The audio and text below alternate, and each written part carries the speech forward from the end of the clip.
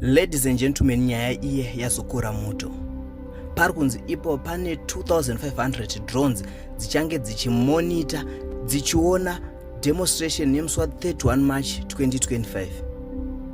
kusangana kwatiri kuita zvakare pachannel ino, channel yeZim Witness TV, yandinodzoka namaupdates akasiyana-siyana, uye ndinoti kana kari kekutanga kusvika pano ingobayawo button rekusubscribe then turn on the notification bell kuitira kuti usarasikirwe nemaupdates atinenge tichiuya nawo pano nguva nenguva.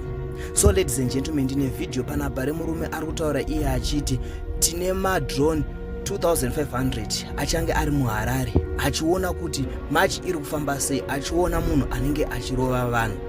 So muri Zimbabwe ini ndakukuplayirai video racho mungozvionera mega, zvimwe zvacho hazvidi kuti ndiwanze kutaura, zvinongoda kungoti imimi sevaoni mungozvionera mega. Wapedza kuona video rino ngatisangane mucomment section. Uona kabhegi kandakatakura aka ndokari kuzotonga musi wa31 March. Uona nekalaptop aka ndozvinhu zviri kuzotonga kuZimbabwe musi wa31. Uona neredhiyo yechikaii ndodziri kuzotonga kuzimba musi wa31. Izvi hazvisisinei nemaopposition party, izvi zvave nechekuita ZANU-PF versus ZANU-PF.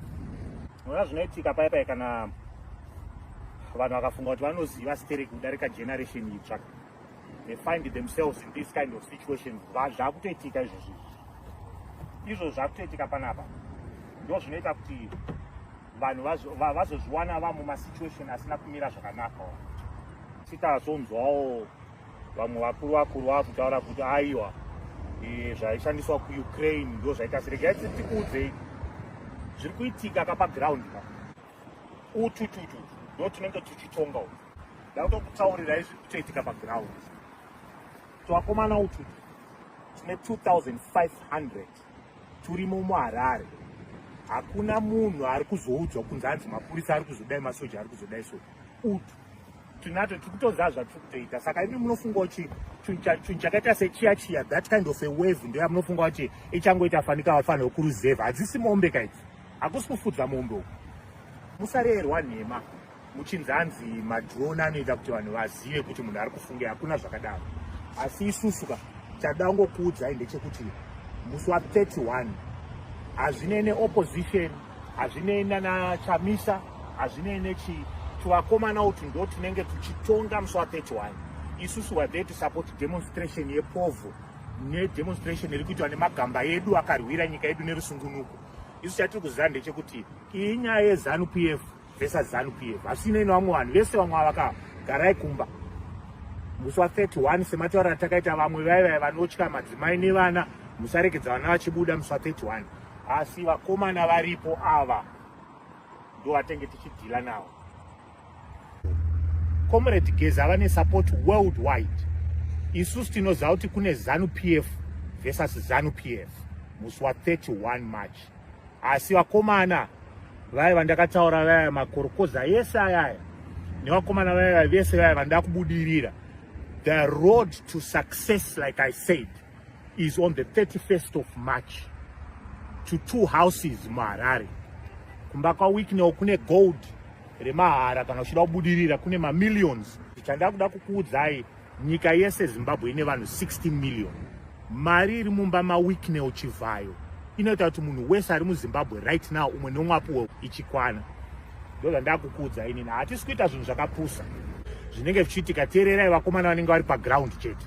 Teererai vakomana vanenge vari paground. Manjets, the Anunnaki, the royal bloodline.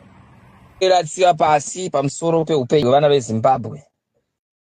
Let it be clear to all our enemies who are supporting life president of Emmerson Mnangagwa agenda.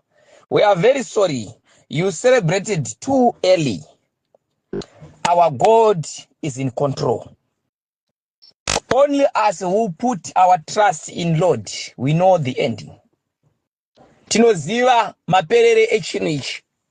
Tinoziva kwatakananga. We know where are we going and where are we coming from. We are not fighting color. We are not fighting a tribe. But we are fighting for our democracy. We are fighting for our country, our constitution, our life of incoming generation. This is not a game. This is not jokes. Atisi kuita majokes ekuti andi makaona vageza kuti vanga vachitsvagwa nema AK47 anga aine instruction ye shoot to kill. Kurava kuti vageza dai vakawanikwa vari panzvimbo vanga vasingatorwe kuendeswa kune vanga vakanzi ingosvika imuurayi kana mamuurayi muhamati anga achida kutiza. So makaona mukadzi wavageza achitorwa achiendeswa kukamba achidi makaona zvichinzi imba yavageza yapwanywa zvese zvazvichiitika, but mumwe munhu anotora zvinhu zvakadaro sedambe kana kuti aiwaye zvakati ufunga kuti dambe rero. Ndiani politician akambotsvagwa nema AK47 muZimbabwe vanga vane instruction ye shoot to kill kunze kwageza? So people must take this situation very seriously. This struggle aizi mahumbwe ndiye kusunungura vana veZimbabwe, and is not driven by political party or individual, my personal interest ema individual, no. Toda kugadzira nyika yedu takabatana. Saka ngatibatanei, mweya wokuzondana nemweya wokuparadzanisa vanhu atisi kuda. Izvozvo tazviramba. Batanidzai nyika, batanidzai vanhu vataure nezwi rimwe chete, ndozvinosaka kuti Zimbabwe ive prosper. Inova prosper chete kana imi muchinge mabatana sevana veZimbabwe.